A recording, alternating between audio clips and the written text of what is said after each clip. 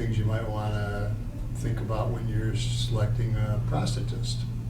And the prosthetist is the person who will work with you essentially for the rest of your life on fitting and continuing to make sure that your prosthetic, the entirety of your prosthetic, including the fit of the socket and the knee and the ankle and the foot, and it all works together, and that it continues to fit you right as you progress through life.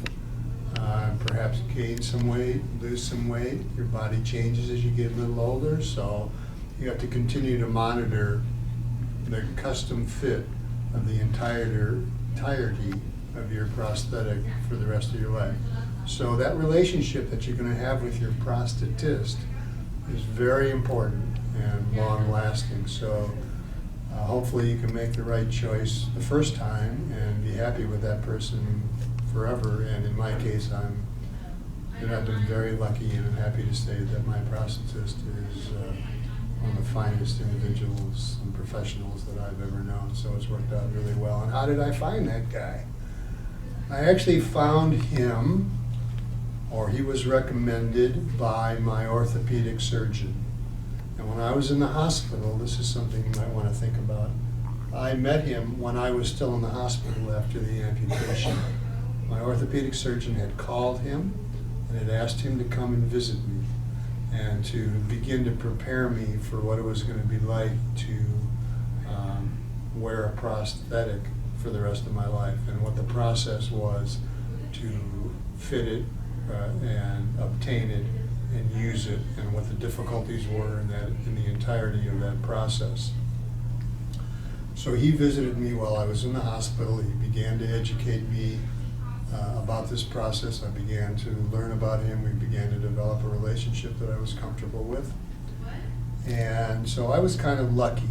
And that's what you should try to strive for, an early relationship with someone that hopefully you can be comfortable with. But in case that doesn't work out, or you're not as fortunate as I was to meet somebody that early in the process, and you're thinking about who your prosthetist should be, then there are some questions you might want to think about asking potential prosthetists in order to make that selection.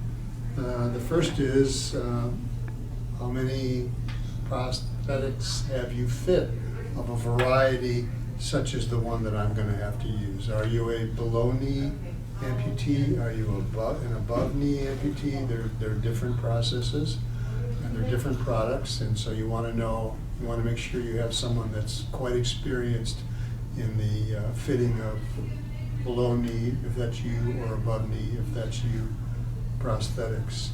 How many such individuals have you fitted in the last 12 months? Because I guess it's nice if someone has a fair amount of experience, but if it's not contemporary experience, the technology is changing so fast that it might not be the best choice to find someone who's not done a number of them very recently. So I think that's an important question to ask. You might want to ask the potential prosthetist if you can speak to some of their patients. And so you can interview the patients and learn what they think of this particular individual and how that relationship has gone. Are they certified through any particular organizations? There are a number of organizations that certify professional prosthetists, and you want to know that you're getting someone who is completely certified. Do they work with a lab that is equipped to efficiently and promptly build the socket in particular that they're fitting for you?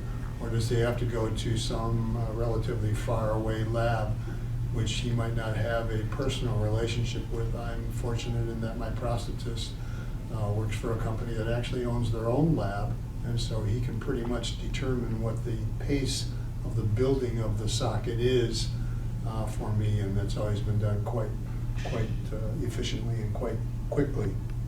You might want to ask about the concepts, the insurance concepts, whether you're a Medicare patient or a non-Medicare patient. You have an insurance policy, a health insurance policy. What does that policy cover in terms of paying for the prosthetic?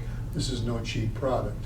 It's a piece of very high technology hardware, and it comes at a pretty significant price, so clearly you want to know what the insurance implications of that are.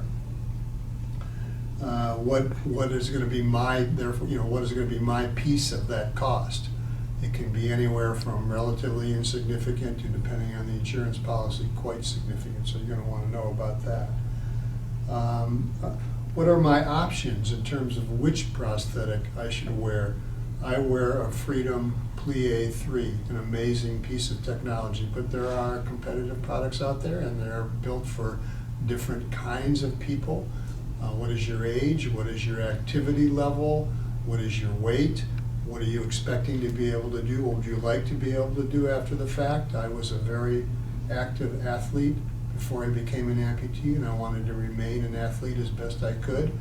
And so the choice of my Freedom Plie 3 was the perfect choice for me. It was determined as such by my prosthetist, who I'm certain made the right choice, and I've been very happy with this product. What are the pros and cons of each potential prosthetic option? Some are better for different kinds of uses, for less active people, so you want to make sure you understand those issues. What is his or her comfort level with the different types of sockets? This thing may not look like a lot of high technology, but it's actually quite amazing in that it's perfectly custom fit to my residual leg. My amputation is right about here above the knee, and so this device, in order to be comfortable, remember you're walking in this all day long, every day, and it becomes kind of a hit and miss, trial and error process to get it perfectly, and the better the prosthetist is, the shorter that learning curve. So although this does look like a piece of high technology, this may not, but it is. And so it's important for this to be right, and it's important for the prosthetist to be very experienced in the fitting of the socket part of the prosthesis.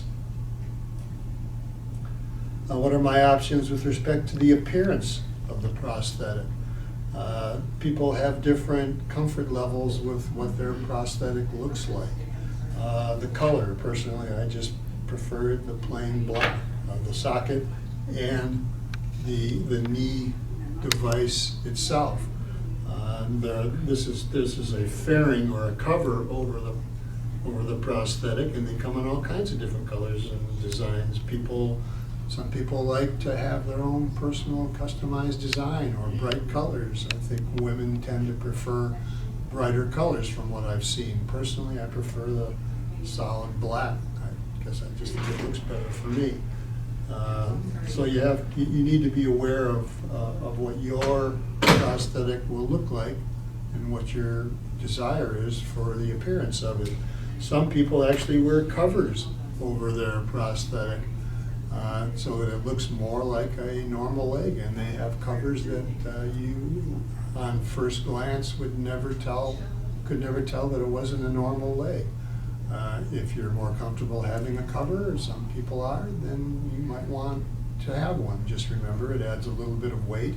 And every element of weight that you add to this prosthetic is something else that you're lugging around all day long. Personally, I prefer not to have the weight, and I become comfortable with the look itself. You want to make sure that your prosthetist has a lot of experience in the training of the use of the device itself. It is not the most simple process to learn how to walk, play golf, play tennis on an artificial leg. So you want to make sure that you can get all the best training you can get, not only from your physical therapist, and that's a whole other subject, that you want to be very sure you've gotten excellent individuals who are physical therapists who have a lot of experience in teaching you how to use a prosthetic, but your prosthetist himself or herself can add a lot of experience and training in terms of your ability to learn how to use this in the course of maybe it took me 2 to 3 months, or it could take much longer depending on how hard you work at it, how active you were, how active you are, how athletic or how heavy or not heavy you are. All of those things go into determining how well and how fast you're going to be able to utilize this device to the best of its ability. You want to make sure that your prosthetist is willing to spend a lot of time with you. It's going to take a lot of time for you to be able to use this to the best of your ability. My prosthetist spent inordinate amount of time with me, in particular my first year.